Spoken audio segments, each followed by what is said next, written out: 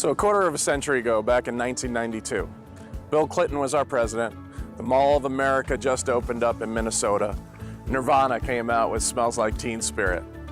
You'd be set back about $120,000 for an average home.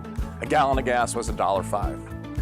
1992 is also considered the good old days for Arizona's public education.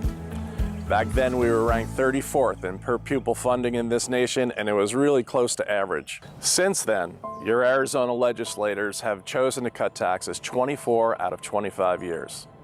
Economy cooking? Cut taxes. In a bit of a recession? Cut taxes. Chicken or fish for dinner?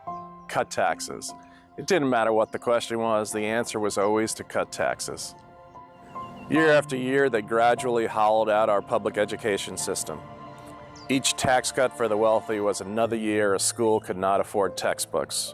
Another year a decrepit classroom would not be repaired. And another year our teachers had to go out and get a second job just to make ends meet. Our public schools are now just shells of what they were a few decades ago. So after a quarter of a century, Arizona's system that was ranked 34th in the nation, we're now ranked 48th. What was 88% of average in per pupil spending, we're now at 68%. In fact, it would take $3,900 per pupil just to get us to the average in America, the average. Okay, this didn't happen by chance. This was a choice. This was legislative malpractice. Arizonans know what's going on. You know who's responsible. And the people are rising up. In fact, 75,000 of us came marching through these streets in scorching heat. We met here at the Capitol. They were determined to send a message, and they did. Red for Ed has succeeded.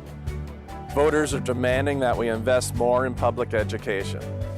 With 22 years of teaching experience here in Arizona, I know what it's going to take for us to climb out of this hole. When I'm elected, I will introduce legislation to get rid of most of our school tax credits. We can put $200 million of new dollars into our public schools. Then we'll look at bonding for our new school construction. There's no reason to spend cash what we could bond, and that would save us $100 million that we can also dedicate to our classrooms. These steps are the cornerstone of my plan to bring our Arizona schools into the 21st century. Folks, it's time for some honest conversations. It's time to listen to our citizens. It's time to start taking care of our kids. It's time for some new occupants down here at the Capitol. It's time for a teacher.